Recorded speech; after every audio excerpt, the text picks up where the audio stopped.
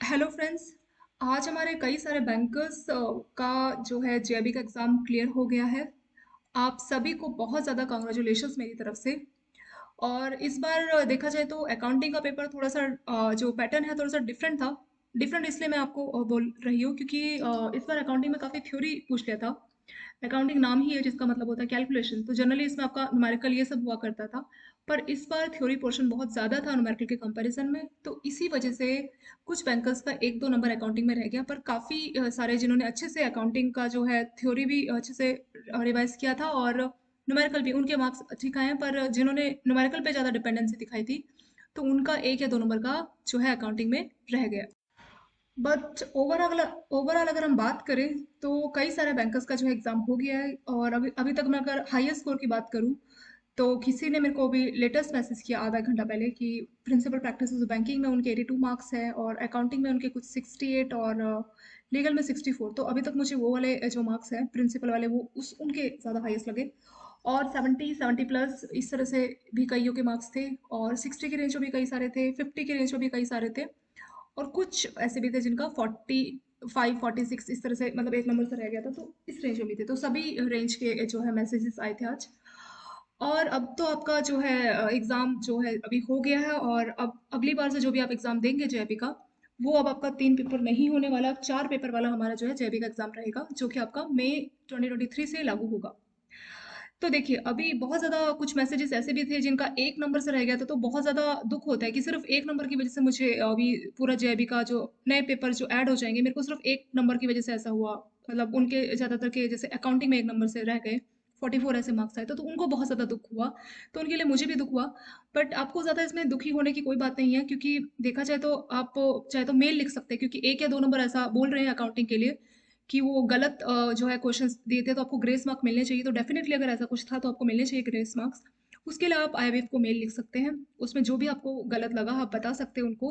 अगर उनको ऐसा कुछ लगता है तो इससे पहले भी उन्होंने ग्रेस मार्क का रखा था, कंसेप्ट किसी एग्जाम में हुआ था, तो अगर इस बार भी है तो आपका एक दो नंबर जो भी था वो आपका बढ़ सकता है। तो आप मेल लिखिए आईबीएफ को, चांसेस हैं कि आपके ग्रेस मार्क्स आपको मिल जाए। और अगर हम बात करें 2023 की, तो देखिए 2023 में जो हमारे 4 पेपर होने वाले हैं जेआईबी के, ये इससे पहली बार से इस टर्म में डिफरेंट है, क्योंकि अब से आपका लीगल नहीं होगा। तो जेआईबी में जो आपका लीगल हुआ करता था, जो कि तीसरा पेपर था, वो चला गया। और उसके बदले दो नए पेपर ऐड होंगे, जिनका नाम है Indian economy and Indian financial system, और दूसरा है retail banking and wealth management. तो देखिए, जेआईबी की एक बुक को सीआईबी में भेज दिया गया और सीआईबी की एक बुक को जेआईबी में लेके आया गया। कैसे? रिटेल आपका जो है सीआईबी का एक सब्जेक्ट था ऑप्शनल में, ज्यादातर जो बैंकर्स हैं वो ऑप्शनल में रिटेल ही सेलेक्ट करते थे। तो उस रिटेल को हटा के, क्योंकि वो ऑप्शनल में था, मतलब वो हमारी मर्जी थी, हम चाहे तो वो ले ले, वरना एचआर में और भी ऑप्शंस थे। बट अभी आईएमपीएफ क्या चाहता है कि हम सभी को रिटेल के जो प्रोडक्ट है वो सबको मालूम होने चाहिए, हम सभी बैंकर्स, और जो रिटेल के प्रोडक्ट है वो बहुत जरूरी है। इसीलिए उनको सीआईबी से हटा के, उसके ऑप्शनल से हटा के इन्होंने जेआईबी में डाल दिया। ठीक है, तो retail banking and wealth management करके आपका ऐड हुआ है एक। और जो retail banking and wealth management है उसका आप 60 to 70% सिलेबस मान लीजिए रिटेल बैंकिंग का ही रहेगा, जो कि आपका सीआईबी में था, तो उसको उन्होंने सबके लिए कॉमन कर दिया जेआईबी के लिए, मतलब ऑप्शनल नहीं रखा, ये कॉमन है सबको, जो भी जेआईबी क्लियर करेंगे उनको ये रिटेल बैंकिंग का एग्जाम देना होगा। ऐसे ही एक एग्जाम जो है, एक बुक जो जेआईबी की आप बोल रहे हैं लीगल चली गई है, लीगल परमानेंट नहीं गई है। ऐसा नहीं है कि अब आपको जेआईबी में नहीं पढ़ना पड़ेगा, पर सीआईबी में लीगल को भेज दिया। सीआईबी में जो 5 सब्जेक्ट कर दिया, उसमें से एक सब्जेक्ट में कुछ जो है टॉपिक, मतलब एक सब्जेक्ट का 40-50% जो सिलेबस है, 50-60 वो आपके लीगल का ही है। ठीक है, तो लीगल को इन्होंने जेआईबी से सीआईबी में भेज दिया। और सीआईबी का जो ऑप्शनल डिटेल था उसको सीआईबी से हटा के जेआईबी में कर दिया। तो एक तरह से इन्होंने आपस में चेंज एक्सचेंज कर लिया। एक बात। दूसरी बात ये कि जेबी में अब अभी बहुत ज्यादा लोग डिमोटिवेट हो गए कि 4 पेपर है, सुनने में लगता है कि कितना मुश्किल होगा। इतना मुश्किल नहीं है।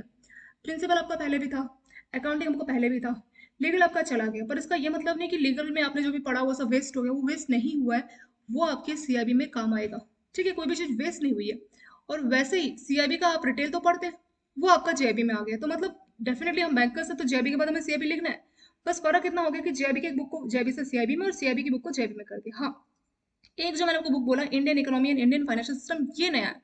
तो जेबी में अगर हम ध्यान से देखें तो सिर्फ एक बुक आपको जो बिल्कुल नहीं पढ़नी पड़ेगी, वो है Indian economy and Indian financial system.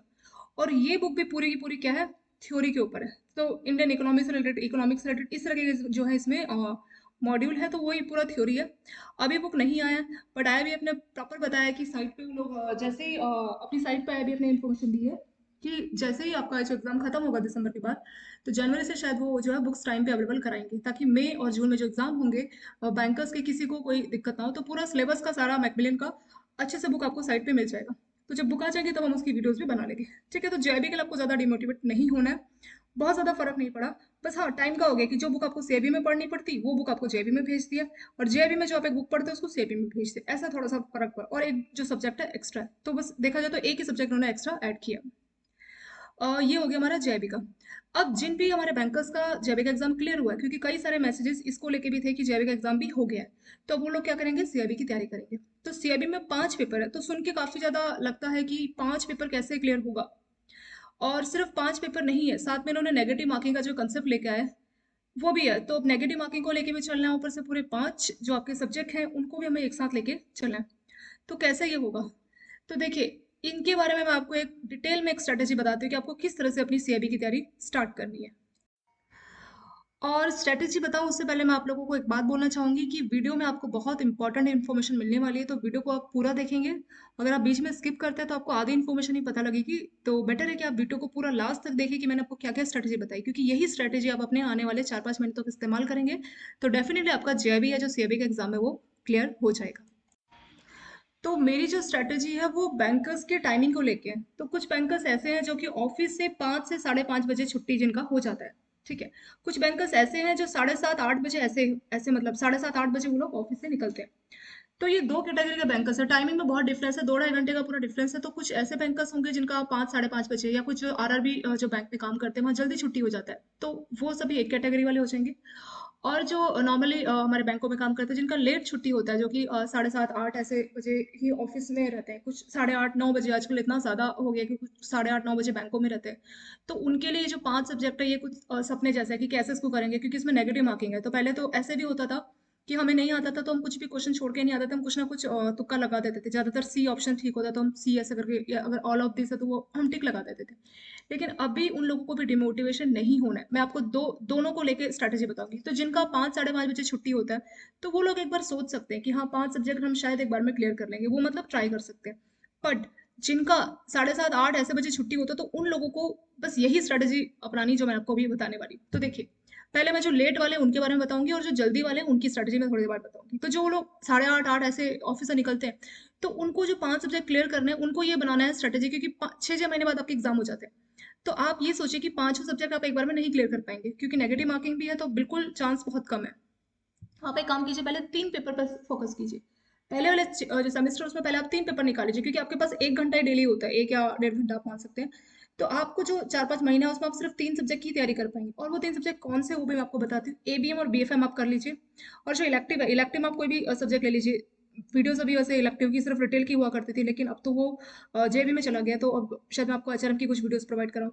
तो आप पहले वाले जो सेमेस्टर है उसमें आप एबीएम बीएफएम और जो इलेक्टिव हो उसकी तैयारी कीजिए, और सब में आप 50+ लाने का कोशिश कीजिए। ठीक है। ये आप पहले सेमेस्टर में करेंगे, और फिर जब अगली बार पेपर होगा तो जो 2 नए सब्जेक्ट ऐड हुए हैं उसको आप अगली बारी में करेंगे। इस तरह से आपको स्ट्रेटेजी अपनानी है। इसमें भले नेगेटिव मार्किंग है, तो एक तो इससे डबल फायदा है, एक तो ऑफिस में भी इतने काम का स्ट्रेस है, और हम अपने जेबी सीएबी के एग्जाम को लेकर भी स्ट्रेस लेंगे तो बहुत ज्यादा नेगेटिविटी हो जाएगी।